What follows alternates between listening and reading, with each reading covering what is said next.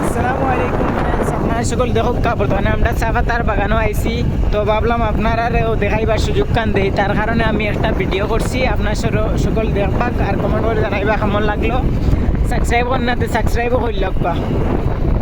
সাইডে কিছু নাই,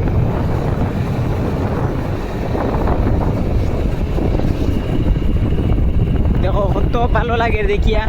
বলা যে আমরা আছি মাঝে তান দিয়ে এলাকা তৈরি, কিন্তু নাই এই সাইডে। বর্তমানে আমরা আছি খাটালতলি এরিয়াত।